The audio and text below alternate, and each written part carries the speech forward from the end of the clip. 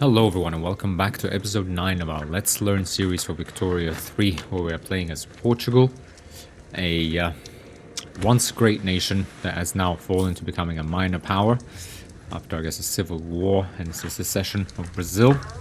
But we will now be aiming to take it to a great and possibly major colonial power that it once was and rightfully deserves to be.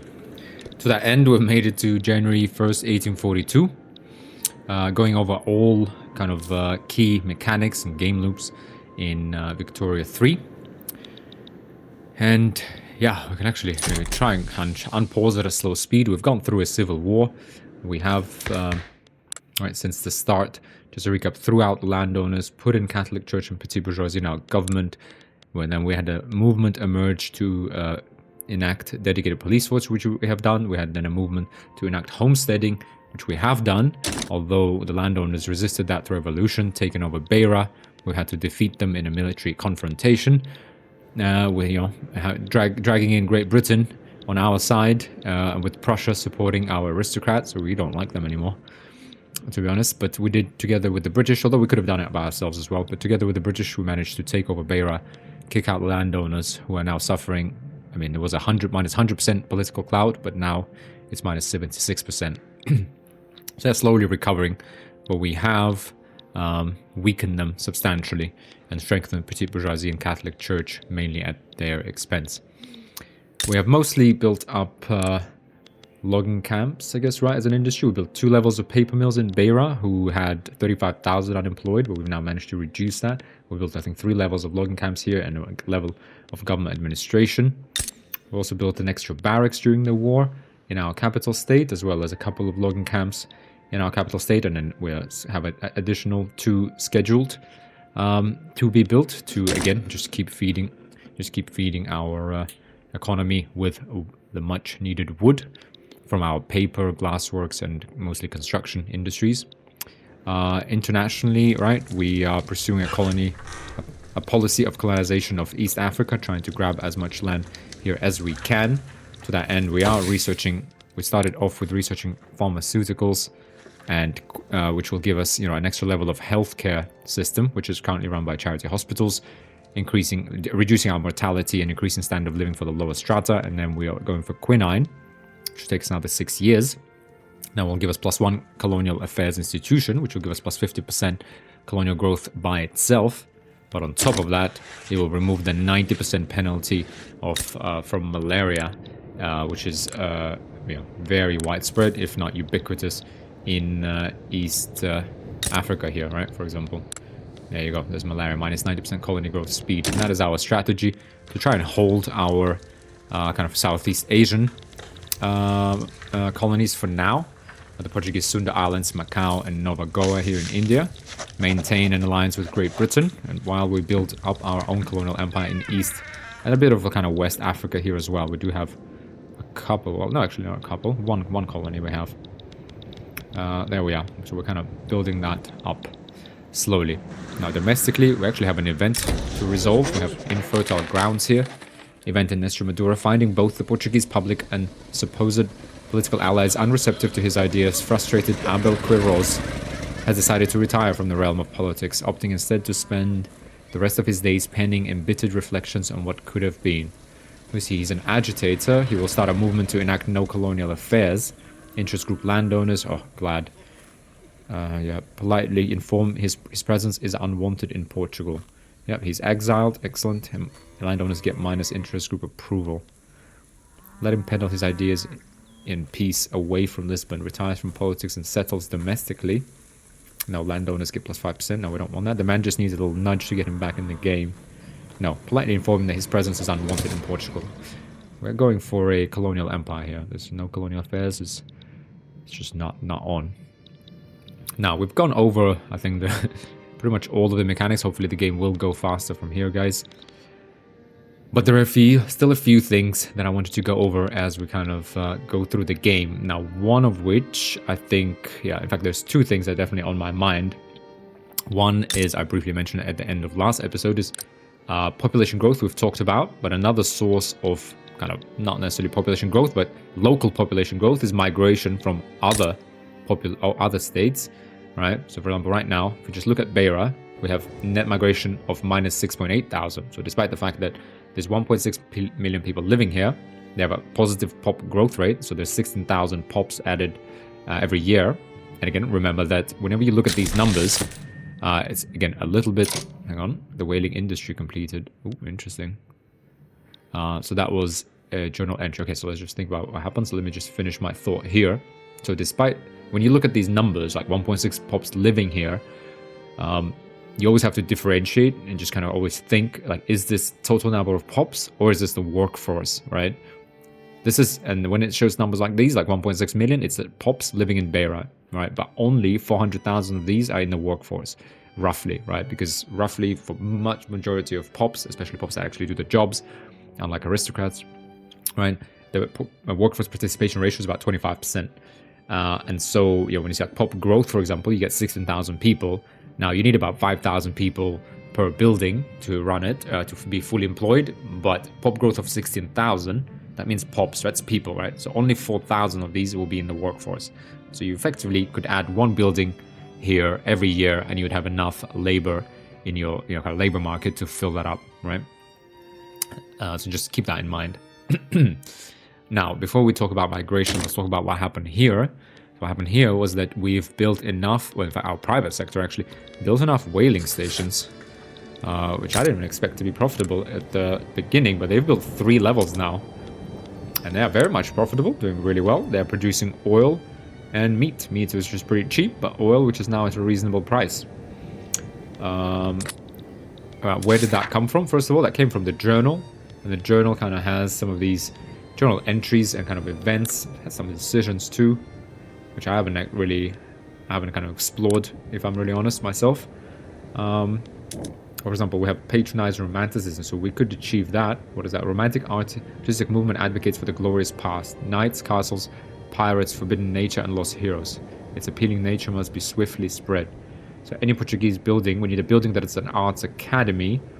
Building level is greater or equal to 2. Workforce occupancy is 90%. We activate traditional art. If completed, triggers the event, isn't it romantic? I don't know, that probably will give us something good. Now what we have just triggered is some event where we've had to build a certain number, I guess, of whaling industries and have them employed to a certain level. So let's have a look. The efficiency of our whaling stations in North Angola has proved to have a dangerous counterpart. And death has become common to almost every voyage. It is a high price to pay, but the profit is equally high. The body of the whale lies as wide as the sky. Its head has been emptied, and the barrels of oil are stained with blood. A voice resounds throughout the wharf. We lost a dozen of men, and then he starts to list them and their towns. A few of them are from the capital. One of them has your brother's name. The oil shimmers, the liquid gold-like blood of a siren, luring men to their deaths. Wow, we need to ensure the safety of our sailors. Antonio Manuel de Noronha, who is he? He is the admiral that we have. He is part of the armed forces, okay? Gets whaling precautions for 5 years, plus 25% popularity. North Angola gets whaling precautions, minus 2% whaling employee mortality. That's quite good. But it shines, or we can increase throughput for 5 years. I think given we actually now have 3 levels, right? And once this actually gets fully employed, oil will become come closer to base price, I assume. If we increase throughput now, it would actually be counterproductive because we produce so much that the building might even become unprofitable. So I would rather take the mortality reduction. Interestingly, does it actually show this anywhere? Wait, hang on. So what is the mortality penalty here? Wait, that's interesting. I don't actually see a dangerous working conditions penalty here. So if we look at these laborers that work here, North Angola, Portuguese Catholic whalers, look at their population growth. Oh wow, their mortality. Yeah, 10% from dangerous working conditions. That is interesting. Plus 15% from malaria. Wow, so they're just dying out here. We need to sort that out ASAP, to be honest. That's having a massive drag on our population growth rate. Because you see any Portuguese settlers in our colonies are just dying out, which means we have to replace them. Probably people from the mainland and just keep dying. Yeah, we need to ensure the safety of the sailors. right? Okay, so we resolved that event. So let's go ahead and just unpause at a slow speed. But let's talk about migration, right? Migration. I think, again, I covered it in that episode 7 where the audio was ruined, unfortunately. And yeah, that episode didn't make it. But I covered most of the things I covered in that episode in the previous episode. And now we can also talk about migration. In fact, I really hope I haven't. Hold on, let me just check if I haven't covered this in previous episodes already. Okay, I'm back, guys. Sorry about that. Yeah, my memory did serve me right, and I did cover this in the silent episode 7 where the audio got corrupted, unfortunately. So go ahead and unpause. Yeah, sorry, I got afraid for a second that I actually covered this in episode 6, and I was going to repeat myself. But no. So migration, right? Like what it is and where does it come from? First of all, there's two types of migration. One is international, things like people migrating from Netherlands or Great Britain or Ireland into places like the United States. That is a slightly different topic. Okay, that's kind of mass migration where people are really unhappy in one country and they just go towards another, right? That is a separate topic. That's kind of more complex. That takes a bit more to actually trigger that. But there's another type of migration, which is just within your nation. People migrating from one state to another, right? Now, where can you see that? First of all, you click on that state, you go to Extremadura, population, you can see here how many pops live here, what the pop growth is, and then you can see migration and then migration attraction, right? Now, before we actually dive into why is this plus 23,000, let's think about what is actually needed for migration. Well, first of all, it's the pops living in the same market, right? So that's very important, something I didn't understand when I started. It's pops living in the same market, right? So if we go trade market, this is the Portuguese market, right? So pops, you saw that in the Serbian playthrough, for example. It was actually quite good for us to be part of the Ottoman market because there were lots of Serb people living in the Balkans. Now, once we become part of the Ottoman market, they all started to migrate to northern Serbia, right? Because that is where they were probably not discriminated against. And our migration attraction, we did everything to increase our migration attraction, which we'll talk about in a second. But broadly, one thing to remember, it's only pops within the same market, not within the same nation, but within the same market. So if we added Spain to our market, then our pops would be able to move to Spanish provinces or states, and Spanish pops would be able to move to our states, right? That's first. So pops can migrate within a market. However, second, prerequisite is the migration laws, right? So if you have no migration controls, the country makes if you have closed borders, right, no internal or external migration is permitted. You would have seen that in the Serbia playthrough, where at first we actually started with closed borders, and many kind of backward countries start with that, right? They basically say no one can move anywhere. It's kind of very static medieval society. Now, we have migration controls in law passed. That means only people of cultures and religions not discriminated against may migrate, right? That kind of fits us just fine. It basically means, again, I've already talked about as to who is discriminated in our country and why, but effectively, those two are governed by citizenship and church and state, right? Right now, we have national supremacy, which means it's people who almost share like all heritage cultural traits and a cultural trait as well. And a freedom of conscience means anyone who shares a trait with our state religion. Our state religion is Catholic. Its trait is Christian. Therefore, any Christian religions like Orthodox or Protestants are not discriminated against. National supremacy means anyone of European heritage and Iberian or Lusophone does not get discriminated against. So, for example, Spaniards, I assume... I don't think we would discriminate against them because they are not Lusophone, they're Hispanophone, but they are Iberian and European. So I don't think we would discriminate against Spanish people, and we would not definitely discriminate against Brazilians because they are Lusophone and they have European heritage. As far as, pretty sure that is the case. So those two things, right? So you need a law enabled, which allows certain people to migrate, right? Right now, it's only people of cultures and religions not discriminated against may migrate. Whereas, for example, for us, again, we will not see Bakongo or Kavango Bantu people migrating anywhere within Africa or to our homeland states. They will just not migrate there. They're not allowed to, right? So there you go. Two prerequisites. You need to be pops within the same market, not country, but market, can migrate, and pops that are actually allowed to migrate under the migration laws, right? And this is typically differentiated based on discrimination, right? And if we go to no migration controls, we simply go, the country makes no attempt to control movement across its borders, so everyone can move. So it's kind of either people not discriminated against, or everybody that can move, or nobody, right? And then you can kind of tweak who you are discriminated against or not through citizenship and church and state laws, right? So once those are in place, which for us basically now are Portuguese Christians, or like, you know, whatever, Portuguese Catholics within our nation can migrate. And they are within Portuguese market. So why are they going? For example, Extremadura has plus 21,000. So it seems like everyone's moving to our capital state. Again, kind of a typical trend, I guess, right, in most countries. So why is that? So migration to Extremadura is plus 21.8 thousand. Annual projected migration 2%. Again, that's that 1,000 of people. Extremadura has a high migration attraction compared to the average in the Portuguese market and may receive immigrants from other states in the Portuguese market. Migration can be affected by your current migration law. Okay, we've gone through that.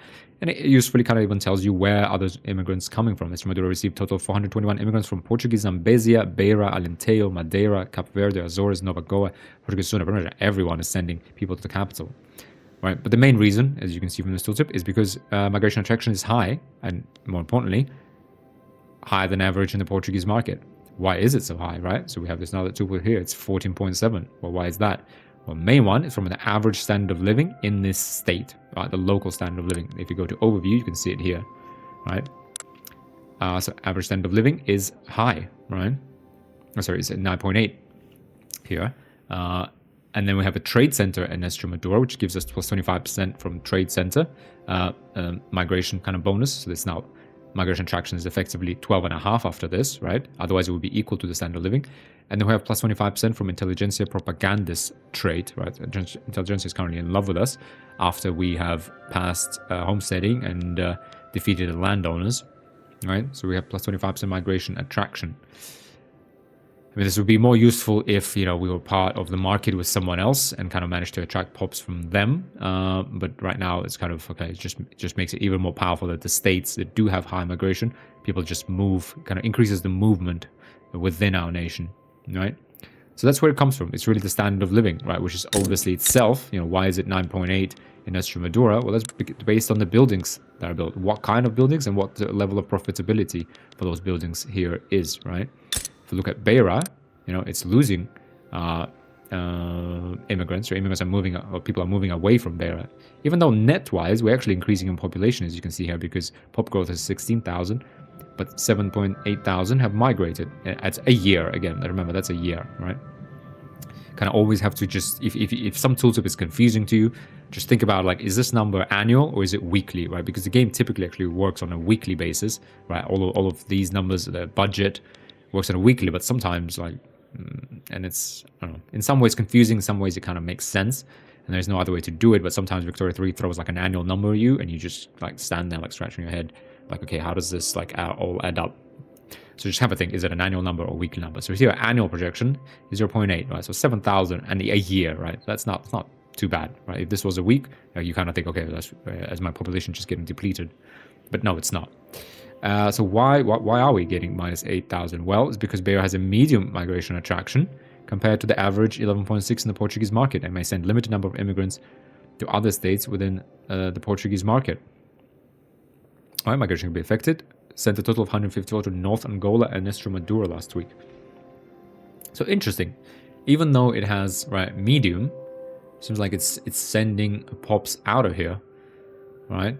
And why is that? Well, standard of living, Beira migration attraction is 9.8. Available employment, interesting, it's actually 0.6 in addition. So there's jobs that need to be filled, but to be frank, that's quite interesting, to be honest, even to me, given we still have some unemployment here. But alright, I guess that's filling up. But fine, you know, right? So it goes kind of Extremadura. If we go to, okay, North Angola, what's going on here? Migration is plus, yeah, people are actually migrating here. North Angola has received 188 immigrants from Portuguese Zambezia, Beira, Alentejo, and Madeira last week. Right, attraction is high. Why is it high? Well, because standard of living is 7.9. There's also unused arable land. That is another very important modifier. Right, trade center in North Angola, plus 25% from trade center, 25% from intelligentsia propagandis. Right, so there is a trade center here. Interesting. What is this trade center servicing? Sugar. Sugar exports to France. Very interesting, actually. There's no sugar here, however. Yeah, I'm not 100% sure, if I'm honest with you guys, how these things actually work and why do they get allocated to like one and not another province. Now, we do used to have a healthy trading center in Beira, which seems to have gotten destroyed in the civil war. Let me just quickly check. Yeah, there's no trade center anymore in Beira. I think that was because of the civil war. Now, we have our first tech unlocked. We'll continue to talk about migration in a second. But pharmaceuticals unlocked. The discovery of pharmaceuticals allows them for medicine to jump ahead as they can be prescribed for all types of ailments. +1 max health system institution investment. Right? It's unlocked that. It also unlocks private health insurance in health system and unlocks public health insurance in health system. Leads to quinine technology. Okay. So if we go to politics and institutions, so we have unlocked level 2 of health system. That doesn't mean we have actually implemented it, right? We actually need to go ahead, come here, and click and implement it, right? So what will that do for us? Well, it will go from 0.5 bonus of standard living to 1.0, right? For lower strata, that's good. That will increase their standard of living, therefore raising their birth rate. Actually decrease their birth rate, decrease their mortality, but the differential will increase, right? It will also make them more loyalist, right? So if they are politically aligned to a certain interest group, it will help us activate the traits of that group, right? That's the effect here. Minus 20% pollution effects reduction. Again, that's minus. We already have minus 10 activated, so go to minus 20. That's just from kind of industries that are polluting. That's kind of a mid-game onwards mechanic. Mortality will decrease by, here it says 3%. It will go double, basically to minus 6%, which is more like 0.6. Which should, in theory, all things being equal, improve our population growth rate by 0.3, right? Because it will reduce mortality for all POPs across everywhere. Well, in all like incorporated states, right? Again, actually, that's important, by 0.3, right?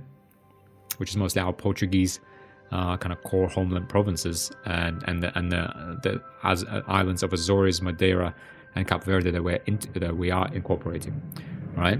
It will also give us plus 20% to Catholic Church political strength. So whoever is supporting Catholic Church, when it actually comes to the final, right? So it's however many POPs supported times their wealth, right? That gives it some political strength. But when it actually translates that political strength to clout, it will be increased by a further 20%, right? Now, what will it take to actually increase it? All of these are positive. I feel like the healthcare system, you always want to get that to the maximum level. I mean, it's only positive things other than the fact, okay, here, if you don't want the Catholic Church to gain influence, it's questionable whether that's how good that is. Now, however, we can actually increase this past the level of 2, and I believe it's actually not possible to do this. Well, actually, maybe later, it's much later, it's possible to do this for charity hospitals. But I think generally for a long time, they're limited, if not for the whole game, they're limited level 2. So if you want to go 3, 4, 5, you need to private or public healthcare. And we'll see, what the pluses and minuses of each are now that we can actually switch. But even if we were to switch, think about switching the laws, we can actually upgrade to level 2 of healthcare system, because even if we change the laws, which will rejig kind of the type of benefits it give, the level of the institution will remain. Right, so we might as well click on this. What does that cost us? Well, that costs us bureaucracy cost per investment level is 30. So it costs us 30 bureaucracy. That is well worth these benefits. Well worth, right? The entire lower strata in incorporated states gets a half a point of standard living increases, 0.3 mortality. That's huge for us, right? And Catholic Church, we actually don't mind if they get more political strength. We want more loyalists in that interest group to try to activate the second trait of +5% or 0.5% to birth rate, right? If we did manage to activate that together with this mortality bonus reduction, that would propel our our population growth rate greatly. So there you go. We're going to get 50 weeks, and over that 50 weeks, we're going to require more and more bureaucracy to kind of service this. But only at the end of the 50 weeks will the benefits actually come into force. But the cost and bureaucracy will slowly build up during these 50 weeks. Right, so that's where we are. We'll have a look later at the health system laws that have just gotten unlocked. Now we have our research set automatically because we queued it up to quinine, which we really need. So 6 years, and we'll really get going with our colonial empire. There we are. Let's go ahead and unpause and go back and finish talking about migration, right? So again, you need to be in the Portuguese market. You need to have the right laws unlocked. Either everyone's allowed to migrate, or POPs not discriminated against are allowed to migrate. You then tweak your who you discriminate against through your citizenship and church laws, right? So here's again migration law, bottom right, other human rights, power structure, church and state, and citizenship are who control who you discriminate against based on religion and cultural heritage, right? People might, and after that's kind of unlocked, those prerequisites are there. Then migration happens between states based on their migration attraction, which is mostly driven by standard of living, but can also be affected. Like as we saw here, there was a bit of kind of jobs available. Actually, yeah, there you go, jobs available, but now it's negative. So if there are extra jobs available, that makes it more likely for people to migrate there. Our availability of arable land, right? Take on debt, except taking two short states. Yeah, arable land. What is that? Arable land again. So when we went over kind of the economic overview in I think second episode, and we looked through various buildings, right? And I said, okay, there's urban buildings, pretty much like unlimited. They're only limited by the labor you have to actually work in these buildings. Resources are kind of naturally limited, right? So across, for example, in Beira, we have only level 5 logging camps, right? It just depends how much forest there is that it can be used in kind of wood production. Here we have, it's limited to 13 in North Angola. It's got level 8 fishing wharves. It obviously depends on the kind of length of the coastline and the amount of fish available, right? But then other resources like iron, coal, it just depends on their natural availability. And things like whaling stations, they can't be built. We can't build them, for example. In Extremadura, there's just no whales in, I guess, that northwestern Atlantic, or off the coast of Western Europe. Whereas here there are, so these resources get activated, but again, these levels are limited. All right, now agriculture here is a third kind of groupings of buildings, and that is, also has its limits, right? It depends on the kind of the size of the state and the amount of arable land, right? And right now we have subsistence farms of 44. And that means, and then we have kind of each level here 3, 2, so that's an extra 6 levels. So it's 50 of arable land here, right? And as we've seen, migration here is super high, even though the standard of living, for example, is lower than in our capital state, but we have unused arable land plus 3, right? There's plenty of, I guess, arable land to fill. Well, in fact, I'm guessing, if this is only 44.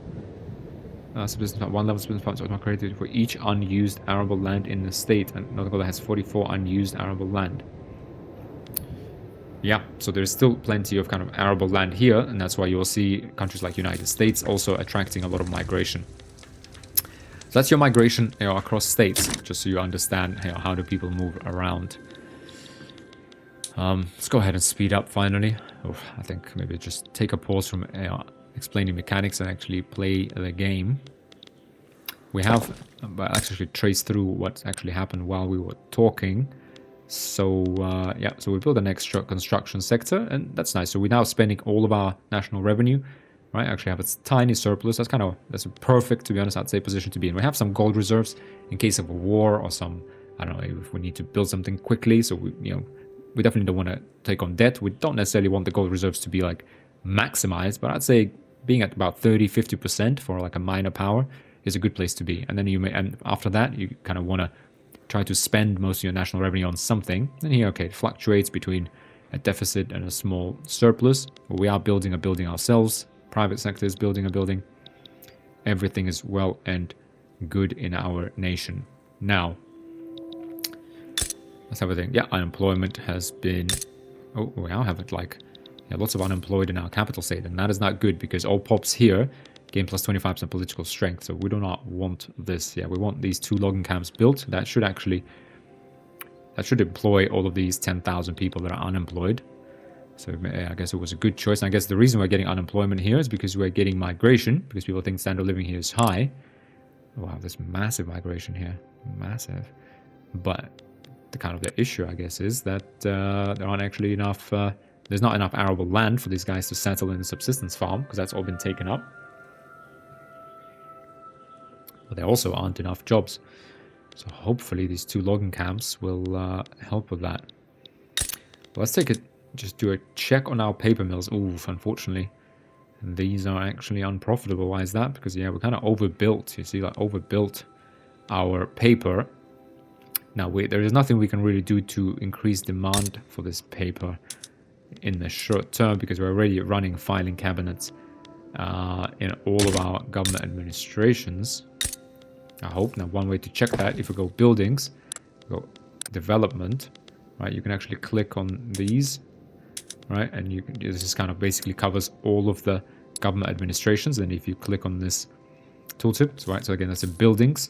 There's 4 different types across your nation. You go government administration, and we could change to using filing cabinets across all of them with just one click of a button, or you could click on this drop down, have a look. We have 4 levels in Extremadura, 3 levels in Beira, all using filing cabinets now, by employing bureaucrats. We could also change administrative clergy, so who is kind of owns this building or operates it really in this case, because it's a government building, so it's clergy and bureaucrats are delivering the government administration, or is it secular administration and it's just pure bureaucrats? We actually want to keep clergy and bureaucrats because we do want support for our Catholic Church. Oh, loyalty is slowly creeping up. We really would like to get it to 10. This is, I think, one of the best traits you can have, especially in early game, is the devout interest group, whatever it is, Catholic Church, Orthodox Church, given this plus 5% birth rate. I really want it. How do we get it though? Well, we need more pops to support a Catholic Church. Well, in fact, we have plenty of pops supporting them, right? What we now need is to make these pops better off, right? You could, in fact, click on this. We have 71,000 people and just really have a look as to like who supports this. Well, it's mostly the clergymen. So we need to increase like the standard of living of clergymen, some of these clerks, laborers. Which laborers are these? Beira paper mills. So if we got these paper mills, you know, more profitable, then some of that should increase the, if we raise that standard of living, that would increase their loyalty and they would fall into the Catholic Church and perhaps increase the loyalty of the Catholic Church interest group. But how do we kind of say, like, target precisely the standard of living of people working here? Well, we need to make this building more profitable. Okay, it finally has become a little bit profitable, so that's good, right? But the way to make it more profitable was to build another building in one of our states that would increase demand for paper. But to be honest, we don't really want to build another government administration because we have plenty of bureaucracy. We don't really need it anywhere. Beira even has enough taxation capacity, so we're not going to be building any government administrations in a while. Therefore, we're not going to be able to increase demand for paper. But what we could do, in fact, is we could, well, let's say locally, again, domestic. In terms of domestic economy, we could decrease the price of wood, which we will do once we build that logging camp in Extremadura, in our capital state. This will come down because wood is currently a little bit expensive, right? It's plus 23% from base price. So as we build those, input price will come down, and therefore overall profitability will go up, making these pops potentially wealthier and happier. And hopefully that will increase the loyalty of sort of Catholic Church here. Another way to, you know, how else can we raise the paper, like the price of paper and help this building? Well, we could actually export our paper somewhere, and it's not great, right? It's only 7 we could export. Like, is it worth the bureaucracy cost? Yeah, we can't export it to the British. Yeah, not particularly worth it. But let's have a look. While we're here, we can just click through dyes. For example, dyes of Austrian market, we do export 12 dyes to the Prussian market we could export into. So I would actually go ahead and establish these two. Oh, actually, maybe we should have gone with Austria rather than Prussia.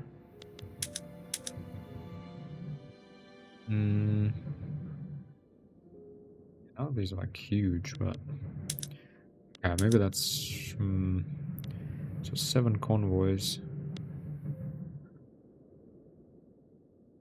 Die in Portuguese market.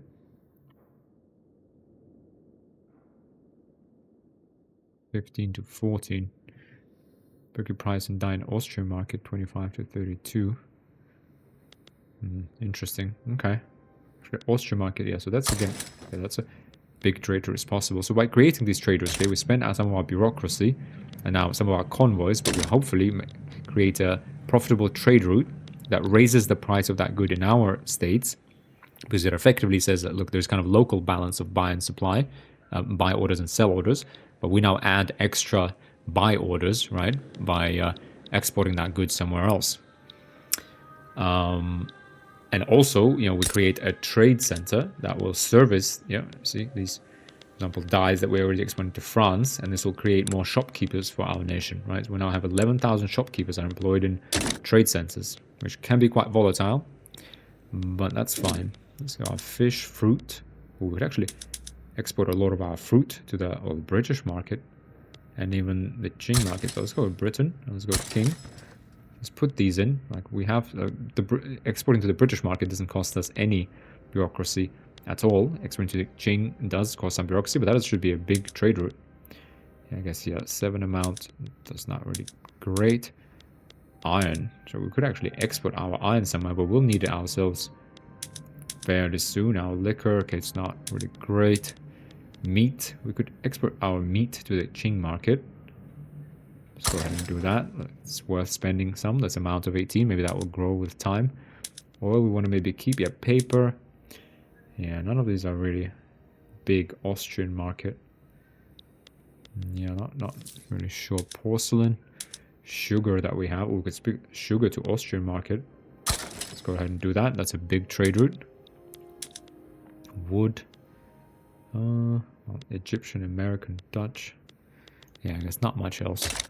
Let's go. Well, let's not get too carried away because it does cost us bureaucracy. Let's have a look at the market and trade routes we have. Right, so we're importing luxury clothes from Britain, exporting dyes to France, importing liquor. That is a big one.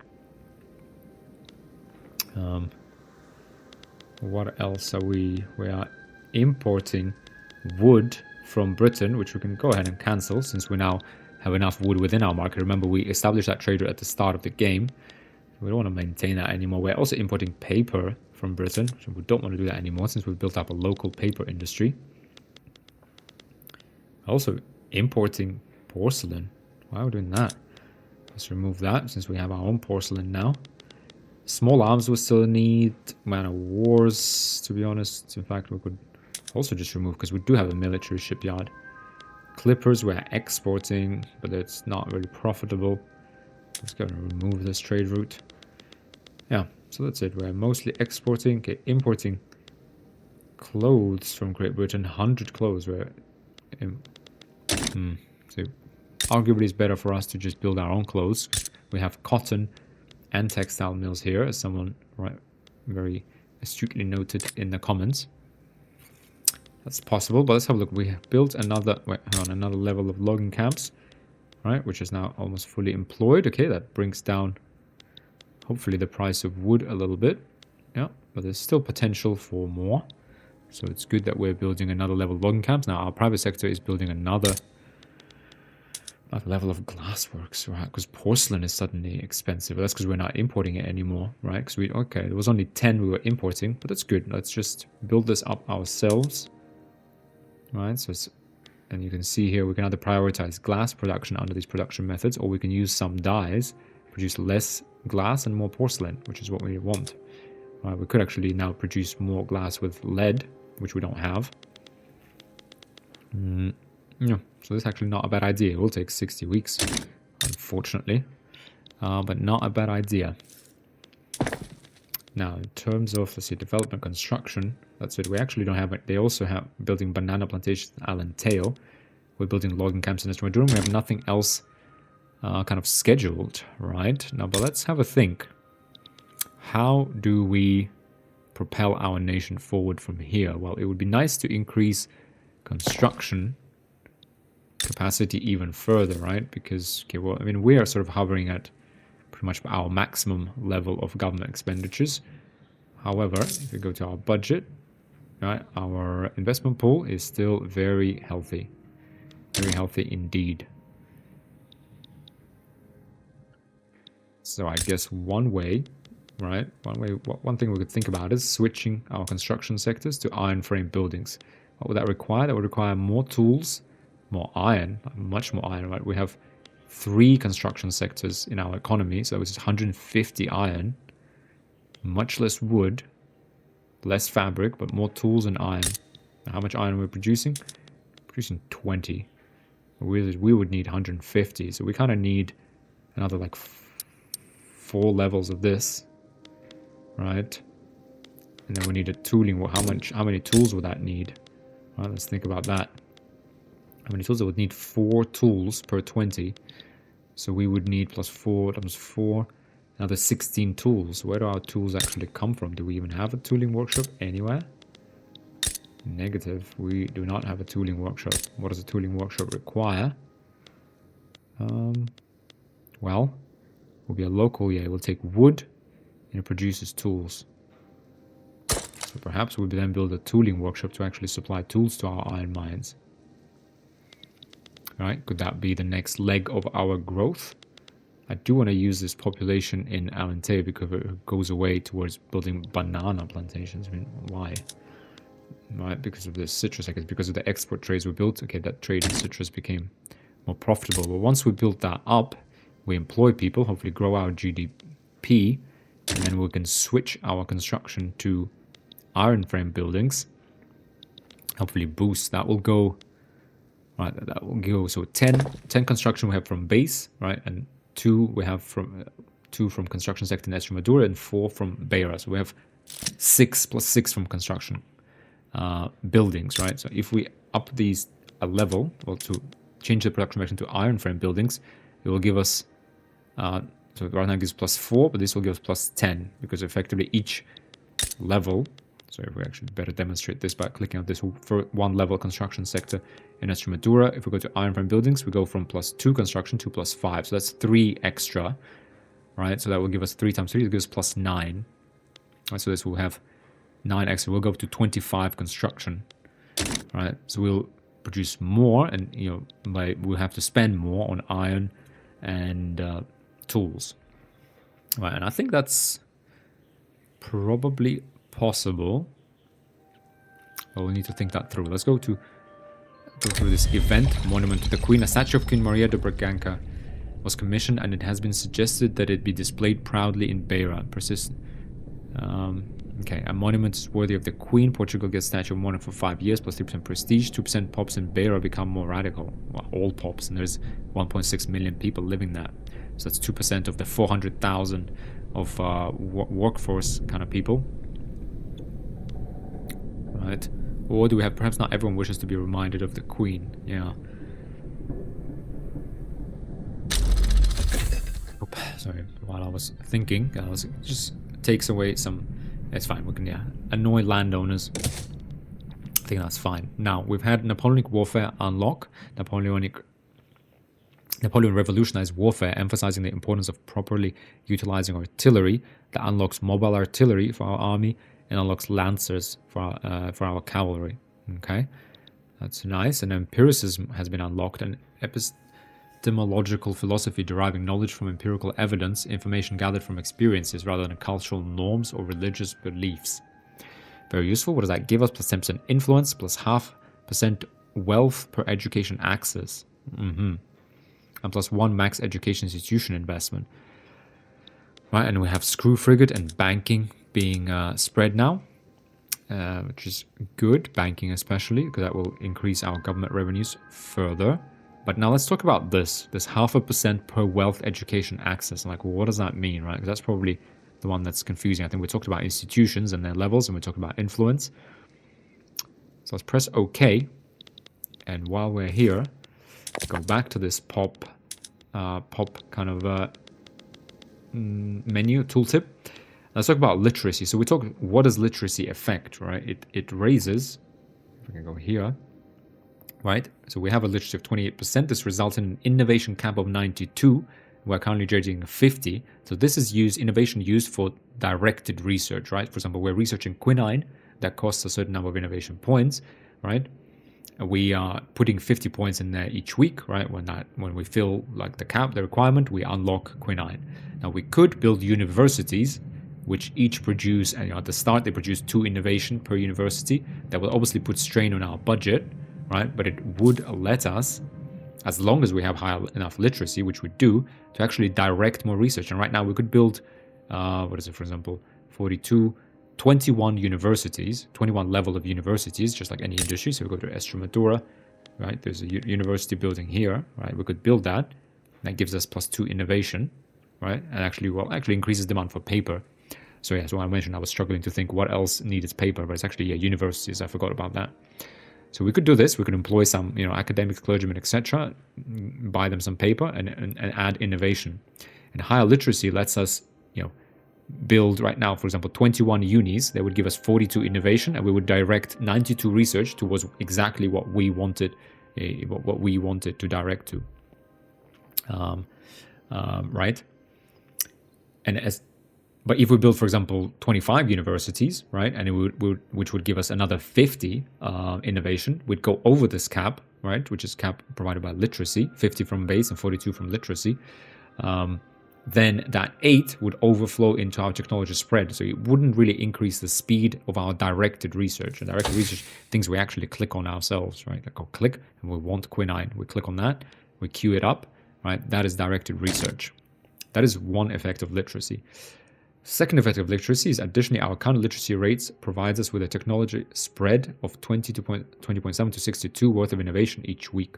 What is this? Well, this is spread. So each one of these 3 fields of technologies, production, military, and society, will always have something spreading to us. For example, under production, we have intensive agriculture spreading to us, right? And it takes 10,000 innovation. We could click on it right now, and it would add our directed research to this tech, or we could just wait and it will passively spread to us. And this kind of thing depends on how many other nations have discovered this that are more advanced than us. Right, and it kind of spreads to us slowly through literacy. It's a bit random as to which tech maybe gets picked, or maybe there is some sort of internal game method. To be honest, I'm not aware of it, if I'm really honest. But slowly some of these will kind of unlock. I think it's probably the most popular ones across other nations. I would think.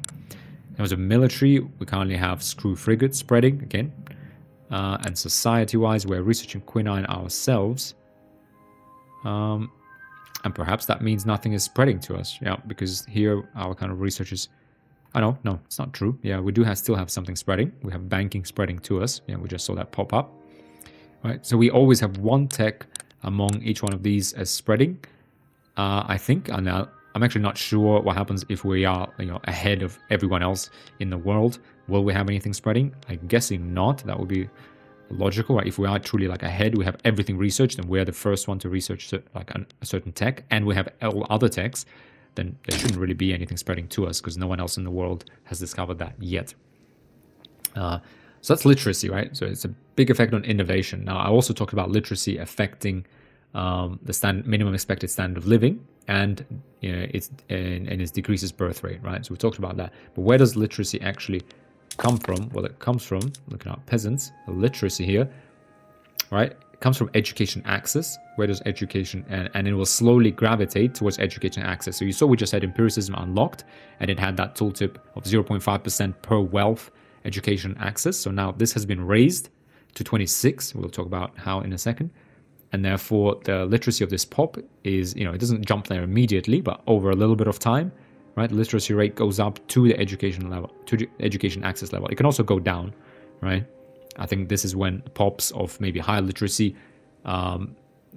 decrease the standard of living, or they get fired from a certain job and they find another job as, let's say, a peasant, and they kind of start living in this job or strata with a certain other lower education access level than they used to have.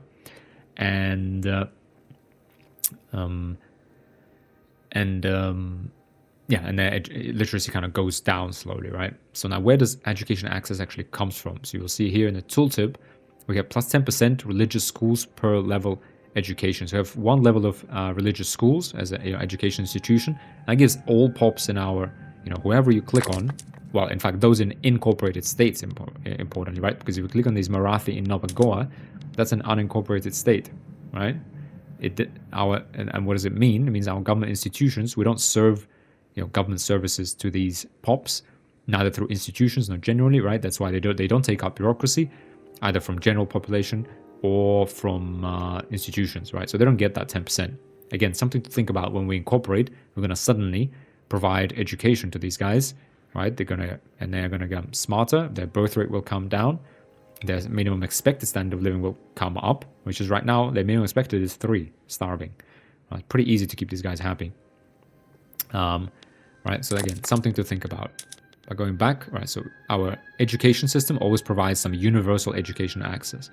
After that, there's a few technologies that most of them are researched when you start, like for most nations, the base values, 4% per wealth, which is in reality is actually 0.5% per wealth. That is kind of what it gives you, right? But yeah, it's kind of a bit confusing here. It's actually 0.5% per wealth, and their wealth is 9, right? Therefore, we get a well, like 4.5 to be honest. I'm not sure why it's 4.0. I guess maybe it takes up some average. Yeah, but rationalism, for example, also gives you 0.5% per wealth, right? And then academia, that's again a tech that was unlocked straight away, 0.5%, and then we have empiricism just spread to us, and that gives 0.5% per wealth. So these guys' wealth is 9. Very interesting, actually. If their wealth is 9, 0.5%, that would be, it should mean 4.5%. I'm not sure if some sort of rounding going on here, but effectively you can see it's 4 per wealth. Trying to think, well, how to explain this. Yeah, I don't even know how to explain it to you guys, but that's some shenanigans from the game. I think it should really be 4.5, right? Because it's 0.5% per wealth. But it says 4. Let's just look for a better pop, since I cannot explain why this is the case. Sorry, excuse me. Let's go for like laborers or something. Let's see. Interesting. Let's click on these guys with level 9. 9. Nope, still 4. Very interesting. Very interesting. What about guys with 10? Let me have a look at 10. I want to find someone with exactly 10. It's these guys. There you go. So Portuguese Catholic laborers in the construction sector in Beira. Interesting. So maybe the first level doesn't count then. I didn't even know this myself, if I'm really honest. But you see, so we have 0.5 per wealth. Maybe above level 1, I guess. Yeah, above level 1. So that's 9 levels above level 1. That's how I would, I guess, read it. Right? And that gives you 4.5 from base value, then rationalism, academia. So if you add up all these together, so that's 9 and 9. That's 18%, right? From these per wealth education access, right? From various technologies unlocked in our society. Plus 10% from religious schools. So the literacy rate here is 28%. And these guys will slowly build up to that level, right? Because they were just employed, maybe from unemployed or from peasants. I don't know. It's actually quite interesting why its starting point is just so low. But they've, skilled up to laborers, and others will slowly take up to 28%. That is how these per wealth. When it says per wealth, it really means per standard of living. I think the standard of living and wealth are sometimes used interchangeably in the game. And yeah, let's go ahead and pause actually and just actually saw that while we were talking. So one thing that happened while we were talking is Intelligentsia actually deactivated propagandists.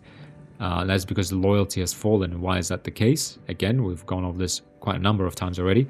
But the active laws, right, that was always the case. They never liked the laws that were passed in our nation. And that's actually at -4. It will be capped at -5 or +5, as you remember, the active law approval from active laws.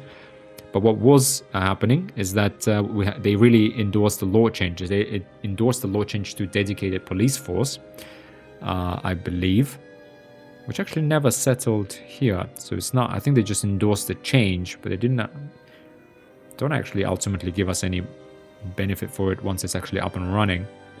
So that seems to have decayed with time. And also they endorsed the change from tenant farmers to homesteading, and that's slowly declining again from plus whatever it was, 15 to like +1 probably. Other factors are 90% of political strength in the interest group is loyalist, so that's a +3. So the reality, we're going to settle eventually on -4 +3, let's say, if this doesn't change, on a -1 approval, plus maybe +1. So it will be like 0 approval in the long run, right? Which we kind of want to keep this at least 3, to be honest, to keep this plus 10% society research speed, which is very useful for us for the quinine. So yeah, so it will probably last like another few years Yeah, avant-garde would be nice to keep. While others dare not even think, we will already be speaking aloud. Our art and ideas will cut directly to hearts and force open eyes, if not in astonishment, then in shock. Yeah, so that's another thing that happened. So that's slowly decaying, right? So that kind of hasn't changed. Intelligentsia still doesn't really agree with the way the country's run, but there was that temporary euphoria on the back of some reform again, but that decays. So that's what kind of popped up in bottom right here. Now, yeah, so the reason I paused is while we were talking, we actually started implementing that strategy, which I kind of penciled in, but wasn't 100% sure whether this is the way to go, with like building up these iron mines in a tooling workshop to actually run these mines in Alentejo. Because what are other alternatives? Well, we have a bit of unemployment in Beira still, which I want to deal with, and we have some unemployment in our capital state, which honestly I would also like to deal with. I mean, we will have some glassworks here built soon.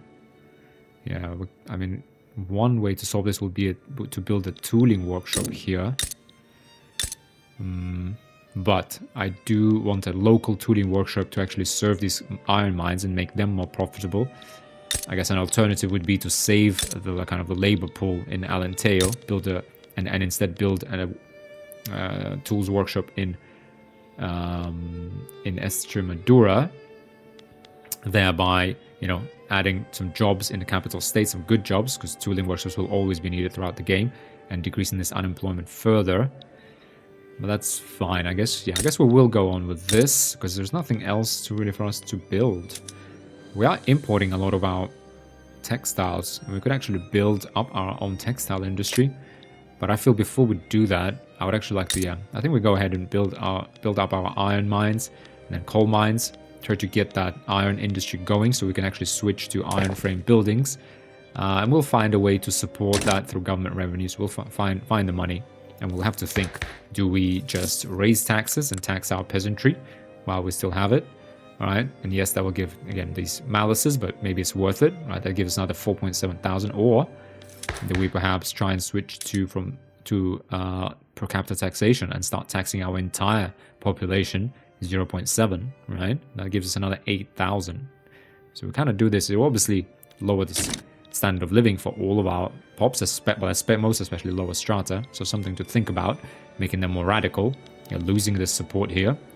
But there is probably scope for us to increase our government revenues. Therefore, I do want to move our construction sector towards iron frame buildings, right? Because that will almost double we should go up to 25 according to our calculations, with some bonuses, maybe to 26, 27 construction effective, right?